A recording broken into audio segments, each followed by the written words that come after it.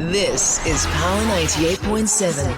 And now you're listening to Power Talk with Mbuyiseni and Ndlozi. 9 a.m. to midday. Taking your calls on 0861 987 000.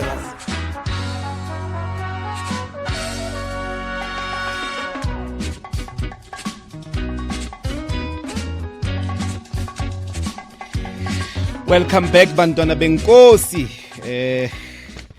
We are joined in studio by whistleblower of the South African Police Services, Lieutenant Colonel Mpho Kwinika. Welcome to Power Talk and thanks very much for creating time. Good morning, sir. Yes, indeed. You would all recall the Colonel exposed the 45 million rand scandal related to cell phone grabber. But I'm going to allow this opportunity for him to take us through the issues patiently and particularly the struggle that comes with whistleblowing within the police. We have this discussion, of course, in light of one of the whistleblowing acts, one of the biggest ones, it seems to me, by a commissioner presiding over a province directly acting against the sitting minister of police and some of his colleagues. And everybody wonders, if Mkhwanazi's actions might lead to consequences similar to yours. But just by way of introduction to remind the listeners, who are you, how did you come up in the police, and your rank, it's not a small rank, and what happened, the conditions under which you then took a decision to blow the whistle. Yeah. No, thank you. And to your listeners at home, I joined the police pre-1994. I saw the struggle in South Africa.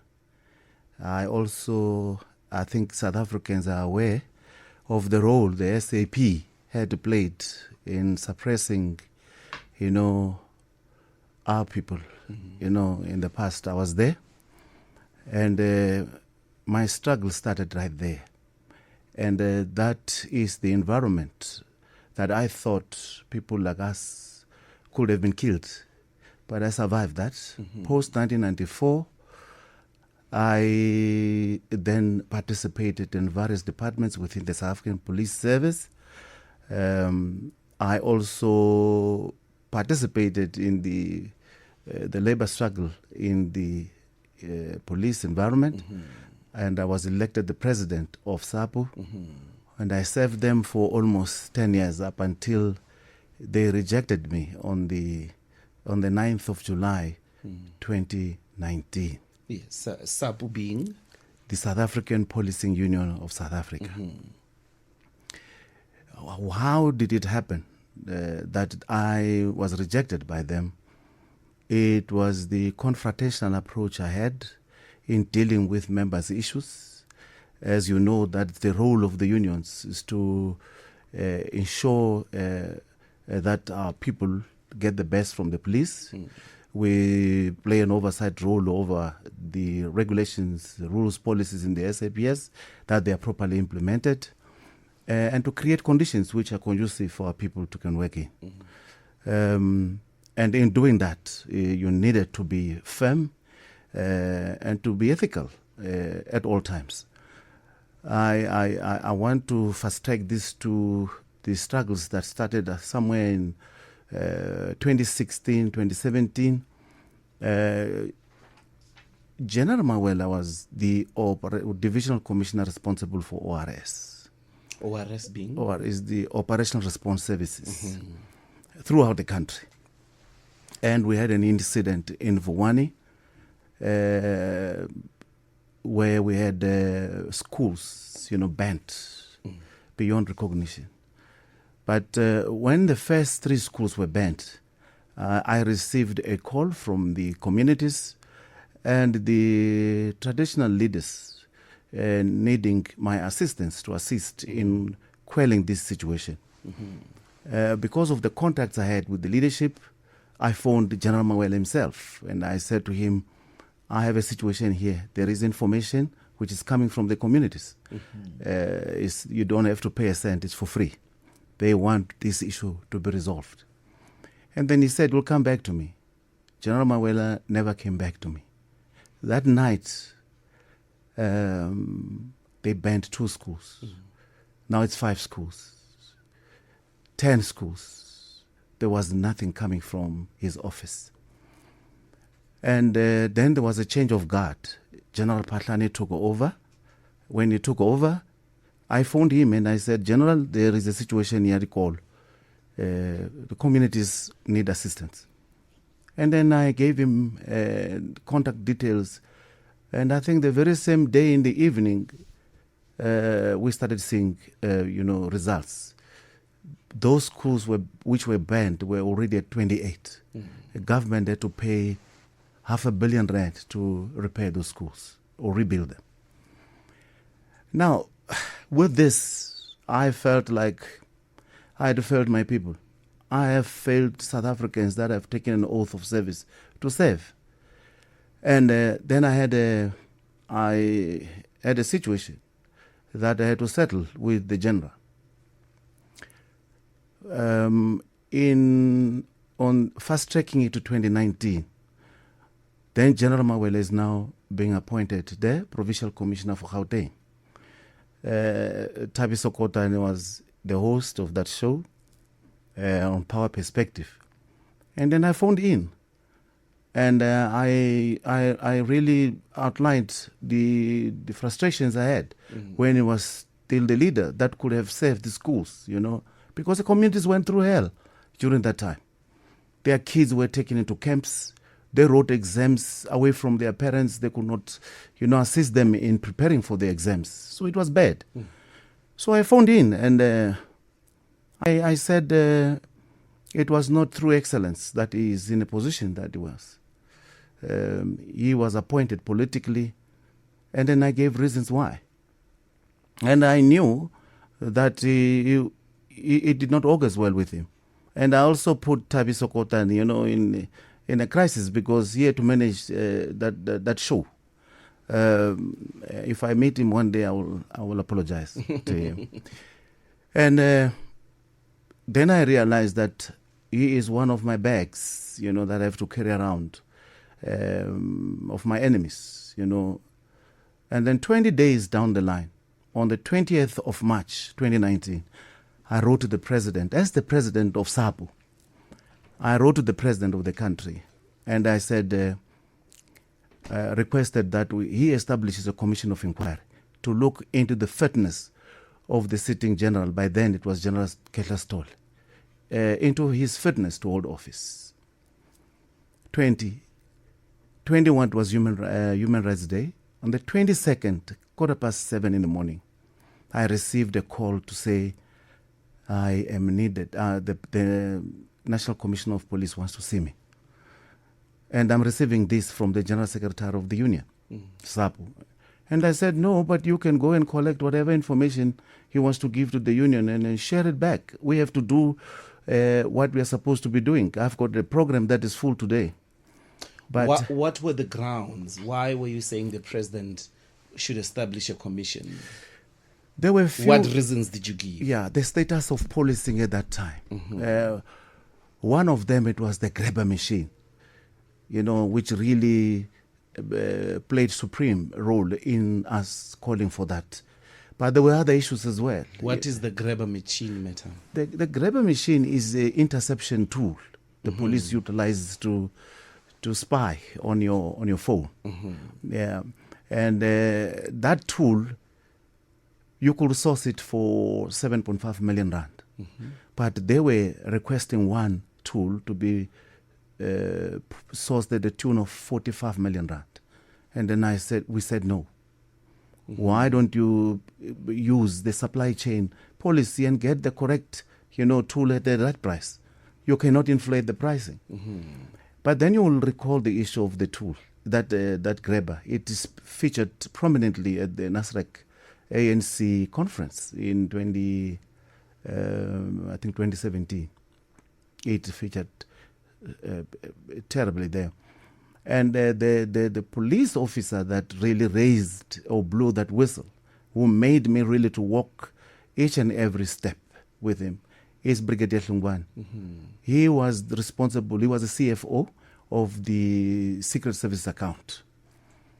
He was very brave, to come out of the protocols that are there, and I felt that I needed to compliment his duty, and hence I went public about it.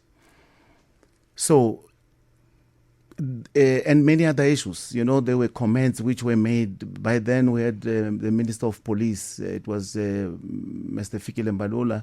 He went to West Rand and addressed the communities, accusing senior police officers of eating from the pocket of the criminals.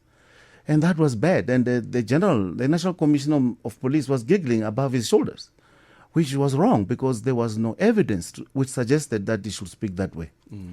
And he was taken on review, and I think those police officers were rewarded 25,000 rand each for damages as a result of that. So there were just a lot of issues which were happening at that time. Now the report reaches the presidency. Then I received a call. I received an email from Mr. Robert Rikotso saying that the matter have been referred to the Minister of Police. And then I said, for what? Is it to solicit an answer? If it was the purpose is to solicit an answer, I don't have a problem. But I will have a problem if the presidency is sending it back to be investigated by the ministry, because the ministry was deeply involved in the issue of the grabber itself. So you cannot investigate yourself. I expected the office of the presidency to play that role. Anyway, that's what happened, and the report was sent back to the minister. At that time it was Minister Bekicele, and nothing happened. Nothing happened at all. And then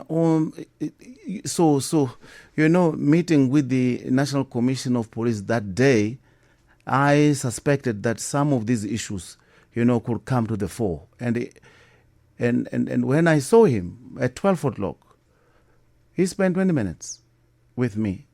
And then he said, the budget that you were asking for from the portfolio committee in Parliament, I can only make it available to you guys end of March. If not, the first week of April. And that was it. And then he looked at me and he said, I'm done. I said, from 7:15 you were waiting for me and you insisted that I should come here just to be told that the budget, I found it was amiss. I left, but then I made a U-turn and I went back to him and I said, I strongly believe that something bad is going to happen to me. And I left only to find out later that when I was with him in that office, the operatives were busy putting a tracker on my vehicle. When I left the place there, I then observed that I was being followed. I informed the General Secretary by then, to Melo Mokhodi, saying that I'm not going to follow you. I am being followed. But let me see if I can go to Hillcrest, get to the bank and do some things that I have to do there. So I went to the bank, but that vehicle then drove past. Then I was forced to use shortcuts to go back to the office. Later that evening, I was traced to Bosman Street because I went and dropped a member who was to travel from between Pretoria and Johannesburg. And then I saw that vehicle again. Then I phoned some of my colleagues and I said, please tell me, where are you? And then they told me that they are between Justice Mohammed and Silver Street in McCluneck. That is somewhere in Sunnyside. Then I said, I'm coming. Then I drove. I went to them. Then I told him, I said, bruh, I want you to assist me. I need to go home. I'm being followed. So, because he was not prepared, it took him almost an hour to prepare because, these are young people. And while waiting, more than 27 vehicles from Operation Ukaimulao, they pounced at people. And I was sitting inside the vehicle at that time, charging the phone. And I said, I'm not going to leave this space. If I am to die, let me die right in here. And then they were searching all over the show. You could tell that they were looking for something. Only when they found me in that car, that noise, it subsided. Then it was me and them. I was badly assaulted, unlawful arrested, and in that assault I suffered 3 broken ribs. I had a broken ulna of my right arm. I had suffered partial impairment, vision impairment. I went to the cells. I asked them to offer me medication or medical attendance, of which is law. They refused to do so. Though my hands and my face were swollen, they did not provide me with any of those services.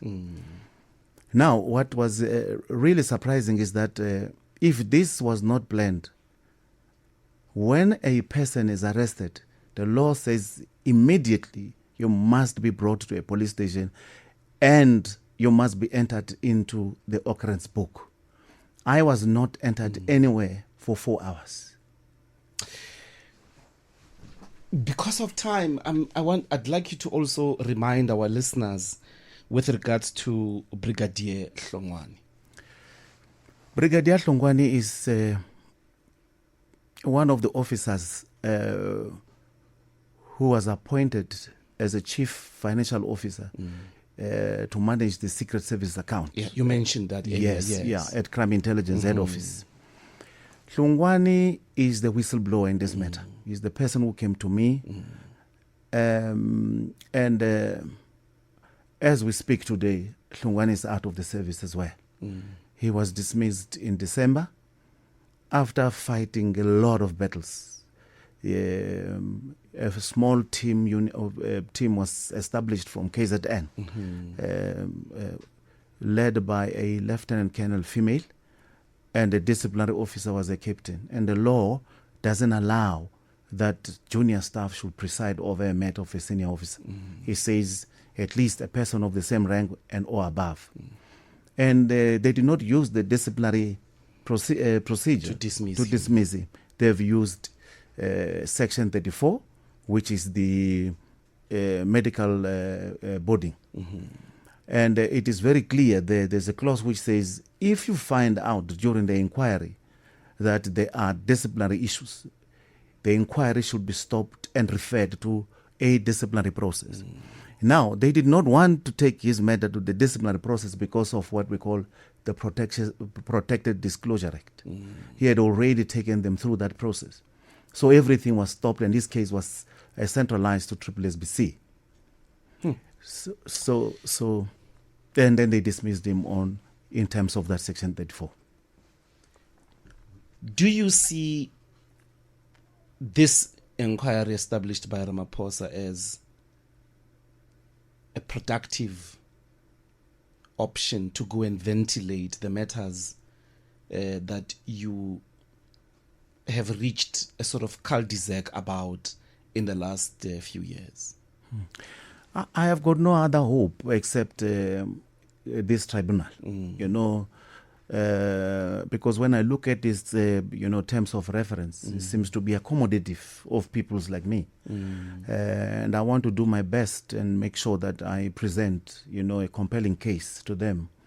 They do have, the remedies to rectify the situation that I have been subjected to.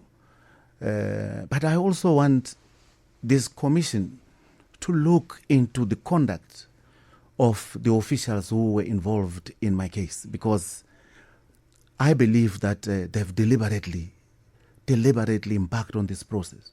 It is a criminal scheme that was hatched by the SAPS to remove me from the service for being a whistleblower in this matter. And who are these senior officials? General Masemula need to account because Section 38 of the PFMA requires of him that when matters of corruption such as these ones are brought to his attention, he has to act. I have approached his office on several occasions. He did absolutely nothing. And his silence has in fact perpetuated this crime, because he continued to pay gratification to the police officers who are involved in this corrupt, in abating and assisting, these corrupt activities. And who are these corrupt cops?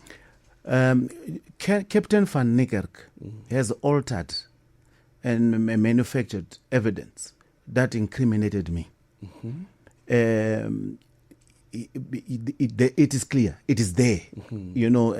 I think Brigadier Hwadi from the station came and testified at my arbitration on the 17th of September, and she confirmed that the SAP-13, the exhibit which formed the bedrock of my case, has been altered, has been tampered with. So I need him to be investigated. I need the presiding officers. PRECA is very clear. The Prevention and Combating of Corrupt Activities Act. It deals with judicial officers. And judicial officers is not only the magistrates and the judges. The people who preside over trials, who preside over arbitration, if they embark on issues such as these ones, these corrupt activities, they need to be dealt with. There isn't a law now that really deal with this or play an oversight role over these people. And that is why the police had always favored, the disciplinary processes to discipline and to check out people who they believe that they're against them. Because there isn't a tool that overseas, that seeks to deal with these people. And I want the lawmakers to start looking at those issues so that everybody who preside over this, they must act with due diligence, skills and care. And always, because they are judicial officers, they need to maintain the decorum of the court. So people like Advocate Ngobese, Advocate Matlejohana, Advocate Mbuyiseni, these people knew from the beginning that there isn't a case, but they continued and they do this and then remove me from the service. So is the people who presided over my disciplinary hearing where I was a witness. The sub-disciplinary process is very clear. It is littered with shall and must, and it does not enjoy any presiding officer to utilize their own discretion. If a member is not available at a disciplinary hearing, you have to follow a certain procedure. And it insulates, 4M insulates it from any interference with any inquiries that has been made separate from it. So I want those people to be investigated. So is Advocate Fori from the Legal Practice Council. He knows that conduct of legal officers has to be investigated by LPC. He told me to go. He said, I've got an avenue in arbitration. That is not a platform for legal to report the conduct of legal officers. I also brought this thing to the attention of the Portfolio Committee on Police. I'm very disappointed, to be honest with you, because the officials that are sitting there, I trust them, I trusted them. I thought they will go through. There is a dossier that I've given them. It's complete. There's nothing to investigate. But then I just received an email last week telling me that the police are saying that I was not cooperative. I'm the one who have opened a case. I am the one who have given them a dossier. Why would I not be cooperative? And why would they have to go to the suspects and go and ask them to investigate this issue, investigate themselves? So... Yeah. So now your hope lies with Madlanga's inquiry. That's where my last hopes. Okay. Because in 3 months to come, I will lose the last thing that I have. I have lost my pension. I don't know whether it was coincident that when I was about to be dismissed, all my assessments for the past 5 years, 2016 up until 2020, were collapsed. I was told that I was owing SARS millions of rands. When the pension payout was to be paid, all the monies were taken by SARS. I'm 6 years into that battle trying to convince them to bring back my money. Okay. So I left the police, no cent, not even a single cent. The properties that I had, I've lost it. The last property, I'm going to lose it in 3 months. Because of time, I have to drop the matter, but we'll look forward to your appearance and interaction with the Madlanga commission established by the president. And I wish you the best. Very sorry for what you've gone through. Thank you so much. Thank you. That's Lieutenant Colonel Kwinika. We're taking the headlines, Bantwana Benkosi. When we come back, we speak to Chad Thomas about DJ Somebody's assassination.